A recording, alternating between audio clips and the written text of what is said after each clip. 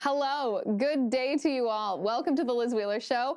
I'm Liz Wheeler. I just hopped off a plane about an hour ago from DeSales University, where I spoke last night to a group of students on that campus.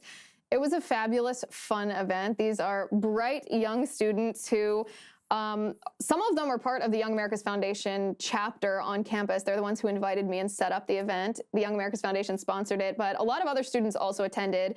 And we actually got pretty deep into the details on how to solve the big tech crisis by first identifying what it is that we're facing, not just arbitrary censorship if you happen to be conservative, but why the big tech crisis threatens humanity, and therefore how to unravel it and turn the tide. So I will post that speech for you, audio and video, probably this weekend, so keep your eye out for that on your preferred channel, whether it's on Apple Podcasts, whether it's on Spotify, whether it's on YouTube or Rumble or Locals. If you're not subscribed to my show, please do so. Open up iTunes or Apple Podcasts, click subscribe, go to YouTube. On YouTube, you can find me at Liz Wheeler Show. Hit that subscribe button. Also, click the bell so that I can send you a notification when we do upload episodes and videos and speeches and interviews. I greatly appreciate everyone who has been subscribing. One of the interesting things about the event at DeSales University was the fact that the questions from the kids, so the setup of these events is I'm introduced and I give remarks for about 30 or 35 minutes, and then the remaining part of the hour, sometimes we go a little bit over an hour, we do question and answer. So all the students line up and ask me questions and we have a back and forth. This is conservative students and libertarian students, sometimes liberal students. But the questions from the kids, or from the students, I should say, the young men and the young women in university, some of the most interesting questions were actually about ESG. Now, the reason I found this interesting is because my speech was actually not about ESG. It was about big tech, yet these young people were very interested in the environmental, social, and governance metrics that we are seeing essentially controlling our lives, whether that's businesses, whether that's universities. We're seeing ESG being applied from these big banking institutions and controlling businesses. And this wasn't just at the event that the students asked about ESG and were interested in talking about what it is and the implications of it and how to unravel it, and perhaps should we and how do we legally prohibit it. I had dinner afterward with the board, the YAF board, the chapter on that campus. We had dinner afterward for a couple of hours and we talked about a lot of political stuff, obviously a lot of personal stuff and career stuff. But we did talk about some of the issues, the political issues that are facing our country. And I asked them, what do you think is the biggest threat to our constitutional republic? What do you think is the most important issue that we face? And some of the students said, the life issues are the most important. There's no political issue that's ever going to be more important than abortion. But some of the students said, not in disagreement, but some of the students said, I think ESG is one of the biggest threats that we face internally in the United States. And we had a big conversation about that, particularly because one of the students had done an internship at a big financial firm. He aspires to be in the financial world and will certainly be dealing with portfolios that contain ESG and companies that invest based on ESG metrics and not the rate of return or the highest likelihood of profit from investments. And like I said, I was so impressed by these young people who were so aware of what's going on.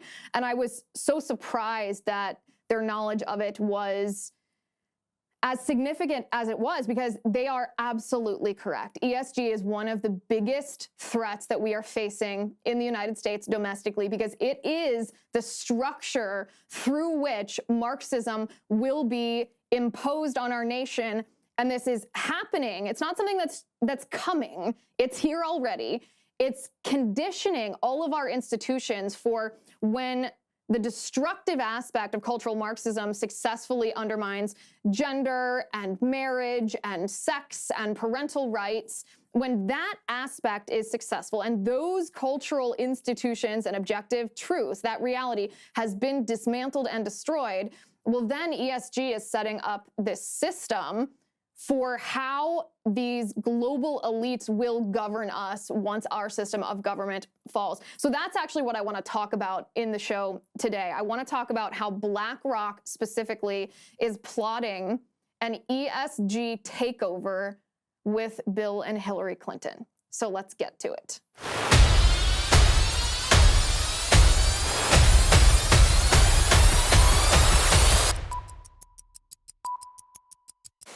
Okay, so I love Genucell plant stem cell therapy. I've used it all over my face, and it cleared up the flakiness and even reduced my forehead lines. Someone even asked if I had work done. No, just Genucell. Thank you.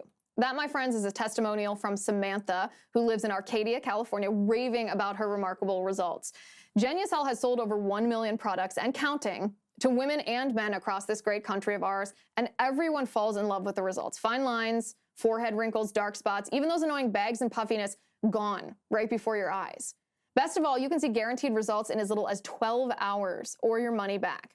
You can see the difference for yourself today with over 60% off their most popular packages if you use my URL, genucell.com/Liz. It gets even better. I got a really good deal for you. If you go to genucell.com/Liz right now, then they will include a brand new Genucell hyaluronic acid serum as a free gift. It's a powerful moisturizing effect of hyaluronic acid to brighten your complexion and further reduce the appearance of visible signs of aging. Plus, all your orders will get free express shipping. Visit genucell.com/Liz. That's GENUCEL.com/Liz. genucell.com/Liz. Okay, so before we get into how BlackRock is plotting this ESG takeover with the Clintons, I want to just back up for a second, because one of the things the conservative movement has done very, very well in the past 2 years, something Republicans and conservatives haven't done ever before, is we have been able collectively to destroy critical race theory in the eyes of the American population, and we have been able to destroy the transgender ideology in the eyes of the American population. And both of these things, critical race theory and queer theory, which is what the transgender ideology is, these are not partisan beliefs. There certainly are an element of Democrats who want critical race theory taught, who want children indoctrinated with queer theory. But in large part, the belief that critical race theory should not be taught in public schools and that children should not be indoctrinated with queer theory crosses party lines. Democrat parents and Republicans don't want this. So why have we been able, as conservatives, to destroy critical race theory and destroy queer theory as these poisonous ideologies have infiltrated our schoolrooms and our workplaces and our universities? There's 3 reasons we've been able to destroy critical race theory and queer theory. The first reason is that we've been able to define these terms. And when I say that we've been able to define them, I'm not talking about long research papers. I'm not talking about books that you read and you say, yes, I feel ya, I agree with you, but you close that back cover and you couldn't really articulate why you agreed with a book, or you couldn't encapsulate it into an elevator pitch to explain to someone else. You just feel like, in order to explain this, I need to slide the book to you. That's not what I'm talking about. What we've been able to do with critical race theory and with queer theory is we've been able to define it in a way that accurately describes what it is in just 1 or 2 sentences. And by doing so, everybody who hears it not only understands what it is, they're able to discuss it with their family, discuss it with their friends, and they're able to recognize it when they see it in public, whether that's at school, in K through 12, whether that's at university level, whether that's in the workplace, whether that's in the government. After we've been able to define critical race theory and queer theory, and I can define them, critical race theory is racialized Marxism. It teaches white people that they're inherently racist based on the color of their skin, and teaches black people that they're inherently oppressed based on the color of their skin. That's it. That's the 1-sentence definition of critical race theory. You can then go into the deeper what it is. You can say, well, it's a descendant of critical theory, which is a Marxist theory from the Frankfurt School. It posits the idea, critical theory posits the idea that there are those who are oppressors and those who are oppressed, and that people don't choose whether they're oppressors or oppressed. They are oppressors or oppressed based on immutable characteristics. Therefore, there's no redeeming yourself. It's not your choice. You can explain it further, but It can be encapsulated in just that one sentence. The same with queer theory. Queer theory posits that there is no gender binary, that there aren't just two genders, male and female, that gender is a spectrum. Gender is what you feel, how you identify, that gender and sex are not the same thing, that if you want to be a boy, you can be a boy. If you want to be a girl, you can be a girl, even if you're not. That's it. That's the one sentence definition of queer theory. And you can do the same thing. You can go a little bit deeper and you can explain the background of queer theory, how they believe in the sexualization of children, they defend child pornography, they defend outright pedophilia. You can talk about how this is an identity-based Marxist theory as well, but you can define it in just that one sentence. Once we've been able to define this and people can understand it, articulate it to other people, and recognize it, the second reason that we've been able to destroy these ideologies is because we've been able to demonstrate the widespread infiltration of both in institutions across our nation. In classrooms, as young as kindergarten, children being taught about transgenderism. The 1619 Project becoming an actual curriculum in middle schools and high schools, teaching students that America is irredeemably racist, built on slavery, therefore illegitimate. And our systems of government, of course, using that premise, our systems of government and our current country are illegitimate as well. I mean, critical race theory in the military, queer theory in the military.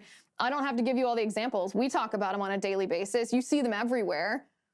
After we defined it, we've been able to demonstrate that critical race theory and queer theory have infiltrated every institution.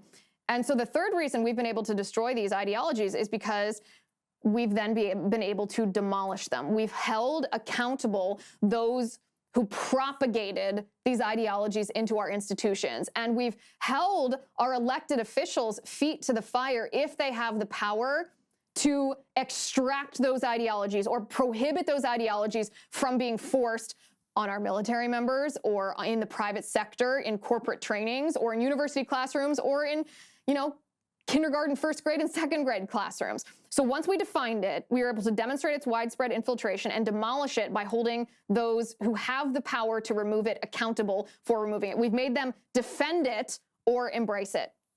And that we are also able to do with ESG, and we are right on the cusp of being able to do this. ESG, environmental, social, and governance metrics, it's a social credit score created by the global elite, conceived by the World Economic Forum, defined by the United Nations, intended to serve as a gatekeeper to doing business.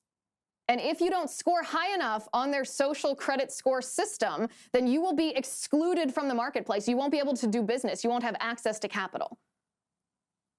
That's the definition of environmental, social, and governance metrics, ESG. People understand this. If you talked about this a year ago, not a lot of people were familiar with the largesse of it.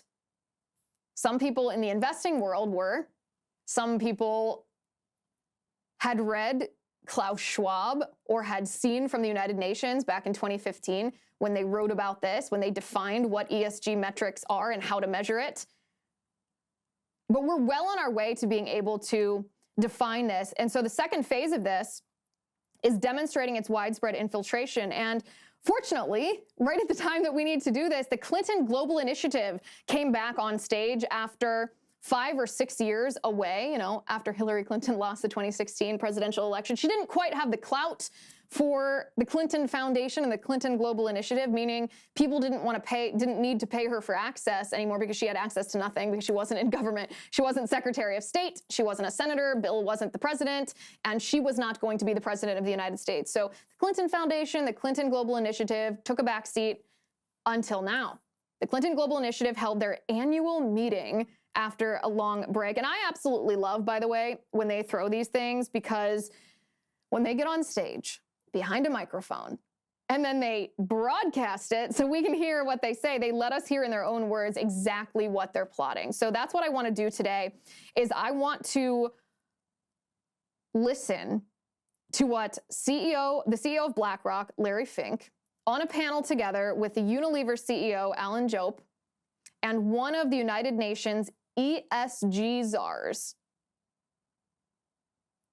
That's an actual thing. Her name is Damilola Ogunbiyi, all served on a panel with Bill Clinton himself. So let's see exactly what BlackRock is plotting when it comes to this ESG takeover with the Clintons. But first, I want to talk to you about Cozy Earth. Let me ask you a question. How did you sleep last night? If you answered, well, not so great, or just okay, or please don't ask, well, you're not alone. 1 out of every 3 Americans report being sleep deprived, and your sheets could be part of the problem. That's why I like Cozy Earth sheets. The wrong sheets can trap body heat, leaving you boiling 1 minute and freezing the next. The solution? Cozy Earth sheets. They are the softest, most luxurious, and best temperature regulating sheets on the planet. It's like sleeping on a cloud, which makes sense because they're made from bamboo, which allows Cozy Earth sheets to breathe so that you sleep at the perfect temperature all year round. I have them on my bed at my house right now. Cozy Earth even offers a 100-night sleep trial, which means you have up to 100 nights to sleep on it, wash it, try it out. If you're not completely in love, just send it back for a full refund. You can now save 35% on Cozy Earth bamboo bedding. 35%, that's a good deal. Just go to cozyearth.com/Liz35. You do have to hurry because the offer ends soon. It's cozyearth.com/LIZ35. cozyearth.com/Liz35. Okay, so Bill Clinton chaired this panel, this ESG panel at the Clinton Global Initiative with BlackRock CEO Larry Fink, Unilever CEO Alan Jope, and the UN's ESG Czar Damilola Ogunbiyi. Let's hear how they start. I want to say one thing about Larry that I really admire, quite apart from the fact that he's not a climate change denier. I'm the target of all those. This may be more important. I think one of the 2 or 3 factors most responsible for an unsustainable rate of inequality in the world today is that decades ago, actually, when Hillary and I were in law school, that's a long time ago, in the United States and elsewhere, people stopped teaching corporate law the way it used to be taught. Corporations, when I was a kid coming up and when I went to law school, were creatures of the state who had responsibilities to all their stakeholders. Yes, they're investors, but also their employees, their suppliers, their customers, and the communities of which they were a part. Then there was a whole long period of time when basically it was the stakeholders here, the shareholders here, and everybody else down here for many places, especially in the United States. And he's tried to bring back the balance, not just for climate change, but for the health of society as a whole. And I'm very grateful to you for that. As usual, Bill Clinton takes forever to say a couple things, but here's the thing. This perfectly encapsulates the entire panel. This sets the tone for what the Clinton Global Initiative and BlackRock plan with ESG. The tone is, if you disagree with ESG, then you are a bad, evil person. They use the term climate change denier. That term denier is supposed to make you think of Holocaust denier.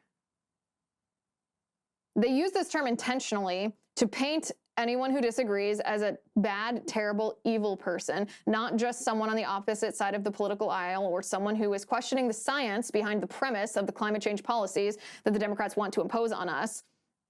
Bill Clinton does something he uses a sleight of hand here when he talks about stakeholders versus shareholders. Now, again, these are their words. So when I say, listen, what ESG and the World Economic Forum want to do is they want to change capitalism, turn it upside down, and instead of making it shareholder capitalism, they want to make it stakeholder capitalism, and they define as stakeholders every leftist policy agenda. Therefore, they're not just serving their consumers or their consumers to get a profit in order to serve their shareholders, which is how capitalism works, but they're serving social interests. They're serving political interests as well. This is what the World Economic Forum has told us time and time again, that they want. They want stakeholder capitalism, which isn't real capitalism. It's a sort of Chinese Communist Party hybrid where elitists use the market to profit. They don't own the means of production and distribution like a true socialist economy, but they control the means of production and distribution, which ultimately results in the same thing. That's what stakeholder capitalism is. And that's what Bill Clinton is describing as something positive. This is what he's saying they want for our country. They don't want shareholder capitalism. And the sleight of hand is that he acts as though corporations that prioritize profit are somehow, by prioritizing profit,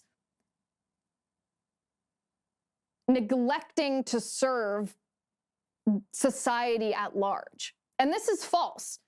Corporations that prioritize profit are typically only evil if they have a monopoly where competitors can't challenge them for harming people, or if the government somehow tips the scales or mandates a product produced by a private corporation. The best example, the most recent example, the most egregious example, of course, is the COVID-19 vaccine, where a private company sold it and profited off of it. They profited at the expense of the people who were taking the vaccine and being harmed by it. But this was not a true market experiment. This wasn't just a corporation being evil, prioritizing profit. They were only able to do that because the government had mandated the vaccine. And of course, protected the corporation from any liability, given the corporation immunity from the liability that they should have been responsible for. So this is Bill Clinton trying to trick people, but typically when you have a corporation that prioritizes profit, that's a good thing, because in order to profit, you have to sell people something that they want or something that they need. So you're not duping these people. You're not tricking these people. You're selling them something that they want. It's an equal, a mutually beneficial exchange. You get profit, which benefits you because you gave a good or a service to someone else, which benefits them. That's what true free market capitalism is. It's mutually beneficial and therefore beneficial to society. But we're just listening to the words of Bill Clinton and BlackRock and how they want to weaponize ESG. They then, of course, use my favorite word that the radical left always uses, and that is equity.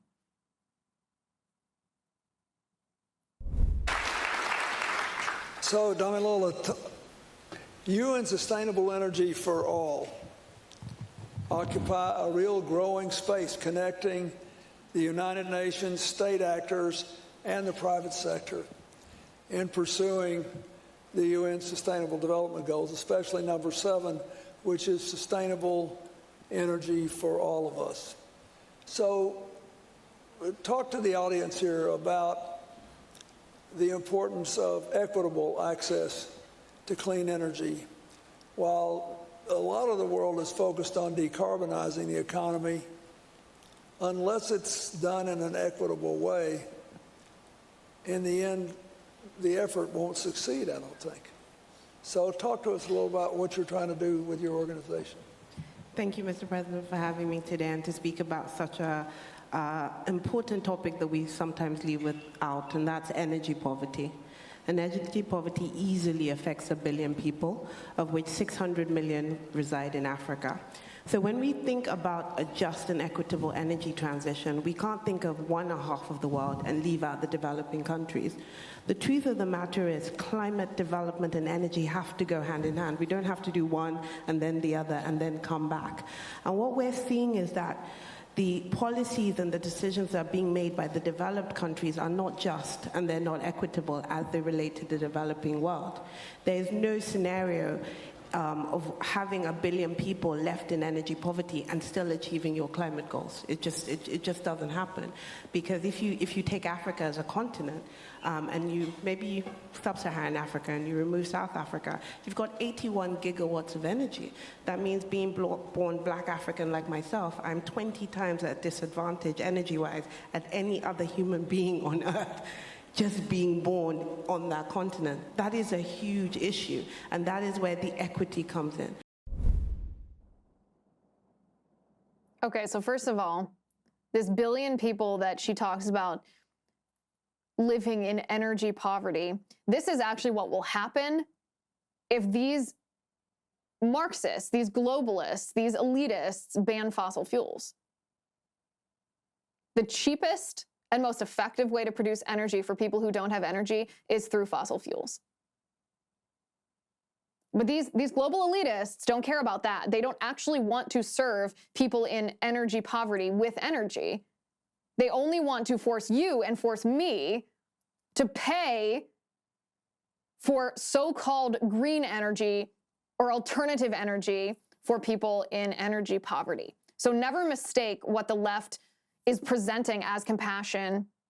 Never mistake that for real compassion, because it is not. There is a solution to that, and they're not willing to look at it because it doesn't align with their political goals. So she uses this phrase, a just and equitable energy transition.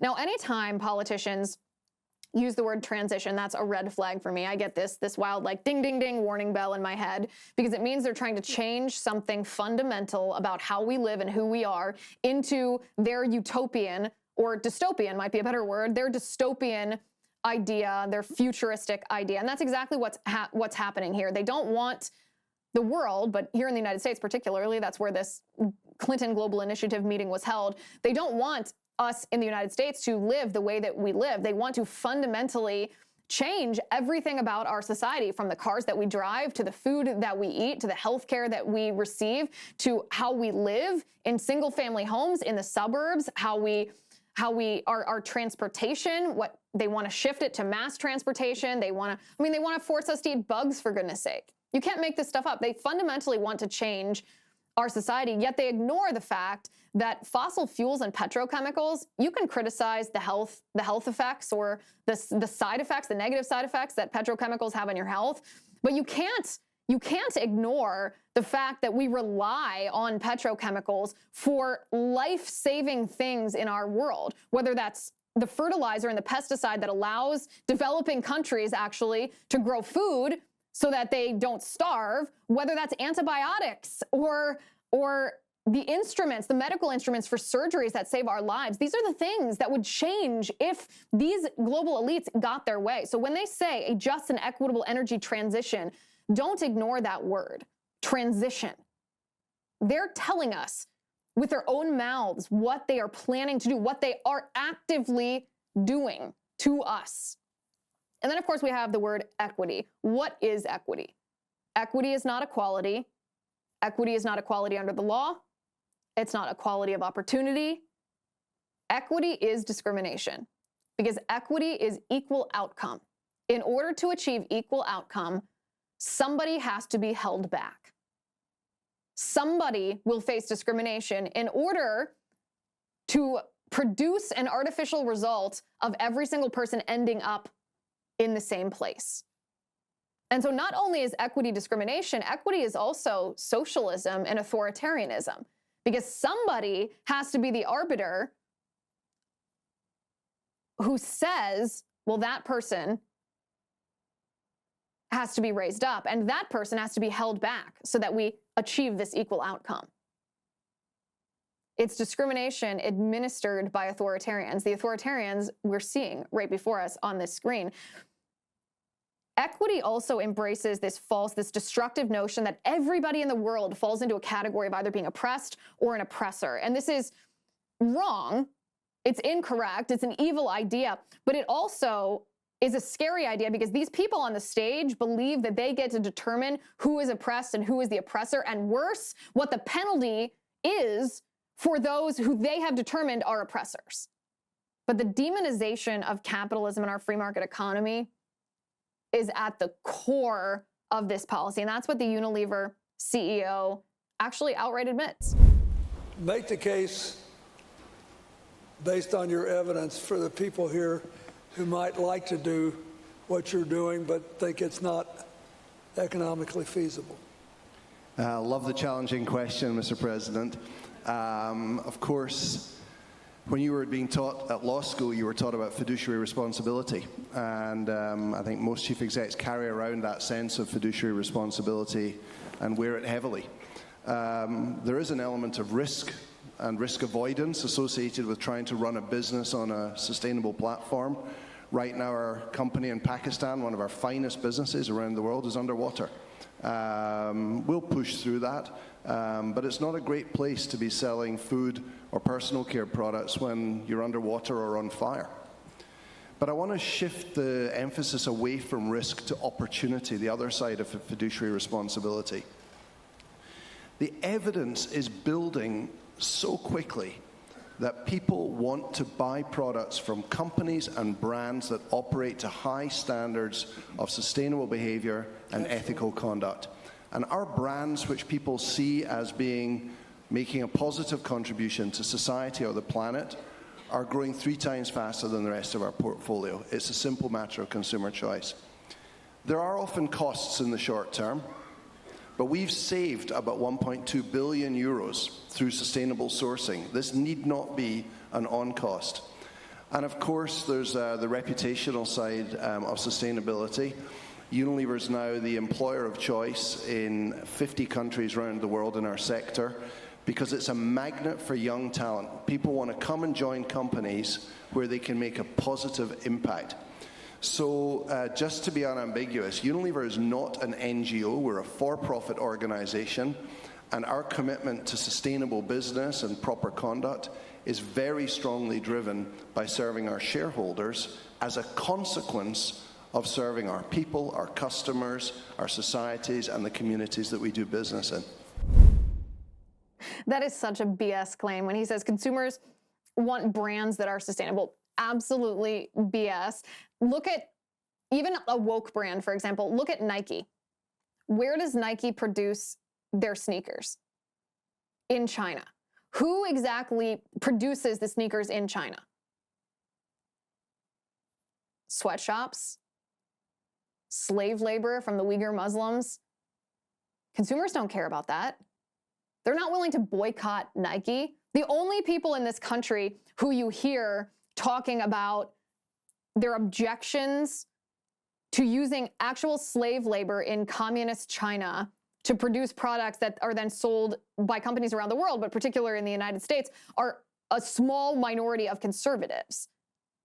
But consumers at large actually don't care about this. They might pretend to care about it, but they do not care about that. He is making that up. The reason, by the way, that young people, if it's even true that young people want to work at a company because they feel like they can make a positive difference, the reason young people want to work for a woke company is because our schooling system, from public school, I'm talking elementary school, middle school, high school, through college and university, are indoctrinating people in radical leftist ideology. It's because then they're then being recruited from radical leftist universities by a radical leftist organization. It's not because they independently notice that Unilever is acting the way that they are. But really, the big picture, those are my nitty-gritty criticisms with what he said, just stupid, idiotic stuff that he's saying. But truthfully, what he is expressing is the idea, and you'll hear this from those who propagate ESG. This is actually the fundamental message that they're trying to imprint on your brain, is that you can't do good and do well. You can't do good for society and also do well financially. This message is the complete opposite of what a free market economy and a capitalist society has proven, that transactions between businesses and consumers, that yes, profits businesses because they're selling a consumer something that consumer needs, that is a mutually beneficial interaction, a voluntary and mutually beneficial interaction. So that phrase right there, you can't do well and do good, or you can't do good and do well, is anti-capitalist. Anti-capitalism. When you hear that, understand what they're propagating.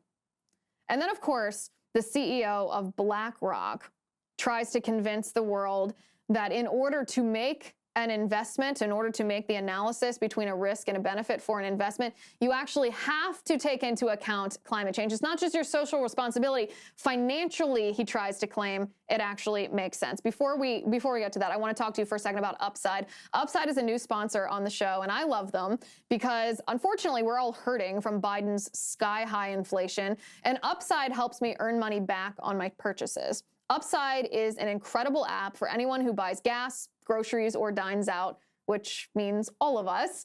With every purchase, I'm earning cash back thanks to Upside. And don't worry, I can vouch for it. Upside isn't too good to be true. I've used it, and it works. Upside is a no-brainer. To get started, all you have to do is download the free Upside app. It is free. Use my promo code LIZ5 and you will get $5 or more cash back on your first purchase of $10 or more. Next, you will claim an offer for whatever you're buying on the app, on Upside. You just check in at the business where you're making a purchase, you pay as usual with a credit or a debit card, and then you get paid by Upside. In comparison to credit card rewards or loyalty programs, you can earn 3 times more cash back with Upside. Upside users are earning more than $1 million every week. So download the free Upside app and use my promo code LIZ5 to get $5 or more cash back on your first purchase of $10 or more. That's $5 or more cash back on your first purchase of $10 or more if you use my promo code LIZ5. I highly encourage you to get the free Upside app today. So Larry Fink, the CEO of BlackRock, who is probably, even though Bill Clinton is on that stage, probably the most powerful person on that stage during this panel, claims that climate risk is a legitimate factor in an investment risk.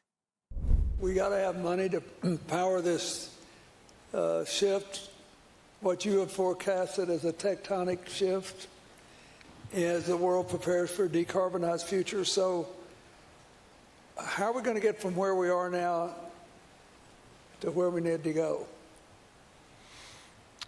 Well, the tectonic shift is happening. We're seeing that in evidence by where crops are being produced and where they're not being produced. So we are seeing big shifts, or because of heat and drought, we're seeing crops moving.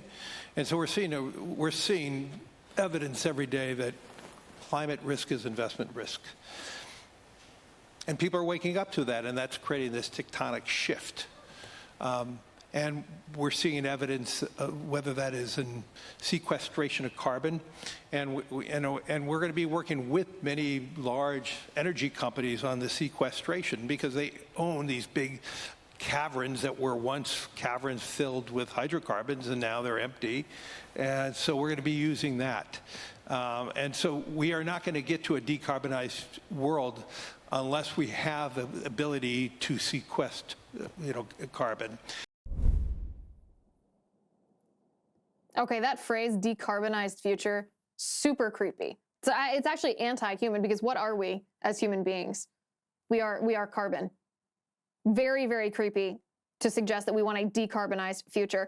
Carbon credits is what he's talking about here. And carbon credits, to put it very, very simply, is the government picking and choosing winners and losers. The government being the arbiter of what you are allowed to do, whether it's in your personal life, whether it's in business, based on, oh, surprise, surprise, a social credit score when it comes to your carbon emissions.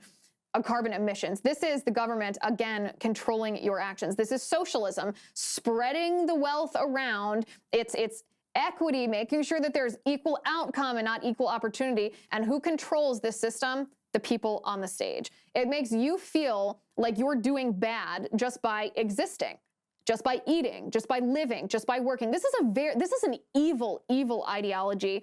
But the people on this stage are actually glad that this is happening to us. They're glad of inflation. They're glad of the energy prices because it makes it easier for them to try to convince us that this transition is good for us.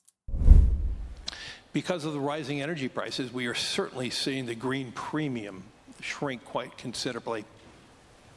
And so the amount of investment dollars that are going into new decarbonization technology is accelerating, and accelerating very rapidly. Oh, well, there you go. Because of rising energy prices, we're seeing the green premium shrink. What does that mean? Let's translate that. He's saying, well, people were pretty mad about how much green or alternative energy costs, but when regular old energy, when that price went up, well, it didn't seem so bad then to force them to pay the higher green energy prices. This is bad. He is a bad, bad person. It's right there in front of us. We heard it with our own eyes. Our pain is worth it in their eyes because it helps them achieve their political agenda. And so, of course, they take it to the next step. He then goes on to say that he actually wants to change the world, which we know that's part of their grand transition, but he actually wants to change the rules and the laws of how finance is governed to force this on all of us. But if we are going to change the world, there's just not enough money that's going to go into the emerging world. And we must change the charters of the IMF and the World Bank, or we're not going to get there. There's just not enough capital. It is estimated to decarbonize the emerging world is $1 trillion a year. We're talking maybe $100 billion is moving into the emerging world. And so, but there's huge pools of capital, but that capital is just not equipped to be taking the first loss piece. And so if we're really serious about the notion of moving the world faster so our children and grandchildren can have that bright future, it has to be done in a way that we're bringing all the governments together.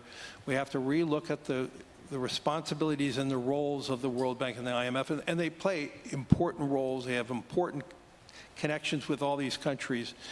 But we need to find a way to stop thinking about a project here and a project there.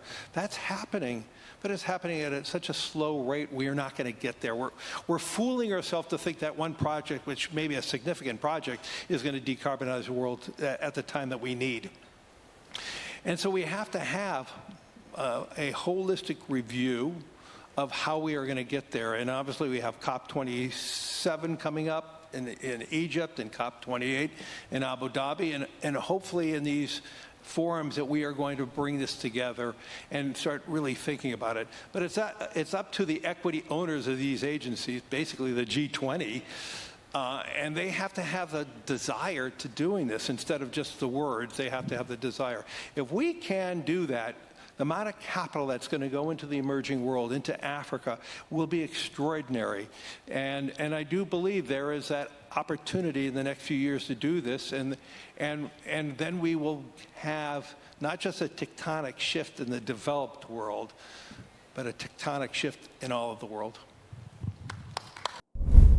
Oh, okay. Well, listen to that key phrase. It's up to the G20, he said. What is the G20? The G20 are governments.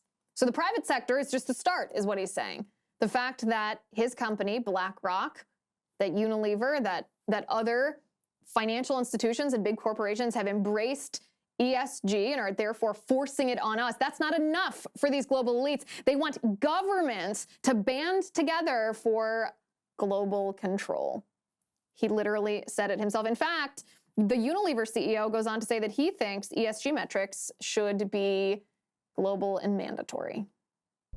And the final point is, once you have a plan, we need metrics, because at the moment we're consistently reporting financial metrics around the world, but we're at great danger right now of fragmenting the reporting of non-financial metrics. There's a US initiative from the SEC, there's a Global Sustainability Board initiative, and the Europeans are setting off on their own path. And we need to go a little bit slower to go faster on consistent reporting of sustainability metrics. And that's how the flows that Larry and Dami are calling for will happen when you can measure it. Oh, a global metric. That's what he's saying. A global metric. An ESG metric that everybody around the world is forced to adhere to. And then, of course, he goes on to say that if you are opposed to this, if you think that this is dangerous, if you think that it's socialist, if you think that it's communist, if you think that it's Marxist, if you know that it will have horrific, horrendous results, because we've seen this type of ideology and this control of economies control people and oppress people and lead to some of the most catastrophic oppression and starvation in countries around the world. All it takes is picking up a history book to see these things. If you protest this or object to this, well, you are dangerous. Unilever fits into what Larry just said. You know, not every company lends itself as easily as some do to environmentally responsible production and distribution, but what do you want to say about that to other countries, companies in other countries? You know, in 1939, George Orwell wrote that we have sunk to such depths that stating the obvious is the first responsibility of every person.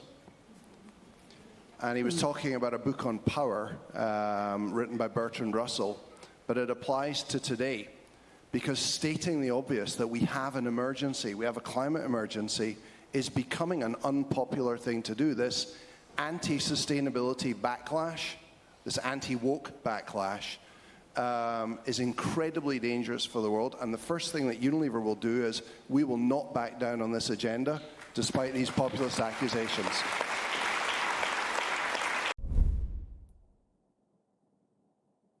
So you are dangerous, is what he's saying. He wants to control you, but he thinks you're dangerous. There's a great combination. The funniest part, and I guess this is like a funny, not funny, the funniest part is he acts like he's taking the lead on something, but he then goes on to admit that the reason that Unilever is doing what they're doing is because BlackRock coerced them to do it. Second thing I would say is there are many commitments out there, but not very many plans.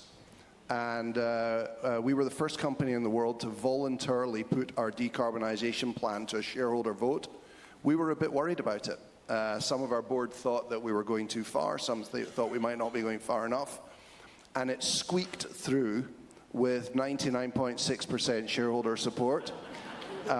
Led, may I say, by BlackRock, who are, in my opinion, one of the finest commentators on sustainability and what companies should be doing. That's the part that absolutely slayed me during this whole panel, is he takes all this credit, gives himself a pat on the back, pretends like he's standing up against people that are bad and dangerous people to the world if they are climate change deniers. But the real admission is that Unilever didn't do it on their own. They were coerced by BlackRock. And then, of course, we have the United Nations ESG Czar, who was asked, you know, where are we going to find the money to do all of this? We're talking in the trillions of dollars. We have countries that are suffering from poverty, people living on $1 a day. Where do countries like that get the money to do this? And this is her answer. About that, I think first, just like Alan said, first recognize it's a crisis. And, you know, just how we found, is it 14 or 17 trillion for COVID? The money must be there somewhere. Oh, just like we found 17 trillion for COVID, the money must be there somewhere, she said. So what she means, let's translate that. She means that governments like the United States, if they are the issuer of currency, as the United States is, then she means that governments should just print the money.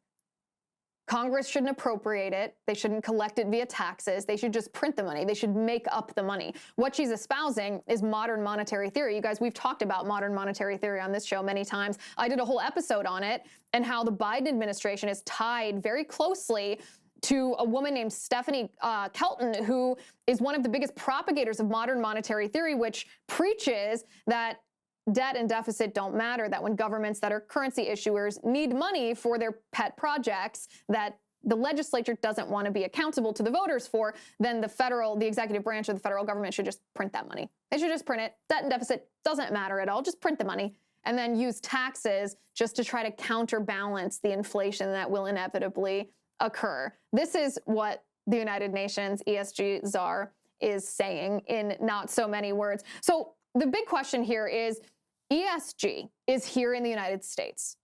It's a growing influence, a powerful influence over business. Your ability to work, to provide for your family, to start a business, to operate in the marketplace. And who are the arbiters of ESG? Who will control you if we allow ESG to take full hold of our country? The people who will control us are people who think of us like this.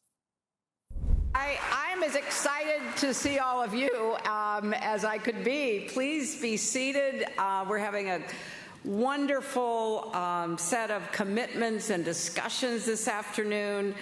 If you've been to CGI before, welcome back. I ran into somebody who said, "Oh, I'm so excited. I'm seeing people I haven't seen for 5 years." I think we all feel that way.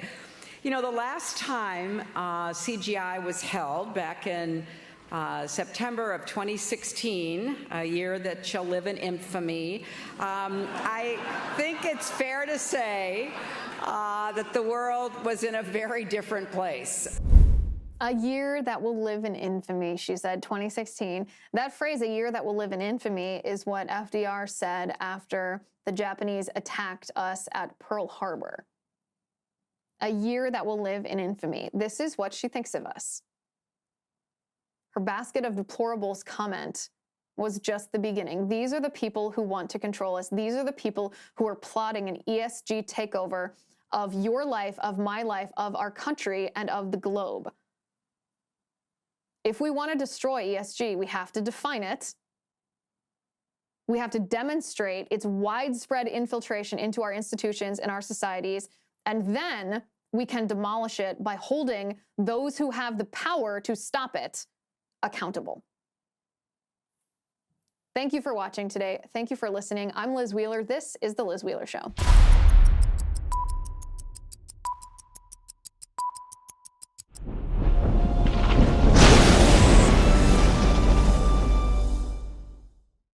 If you haven't already, give this video a thumbs up, hit the subscribe button below, and ring the bell to make sure you never miss a video.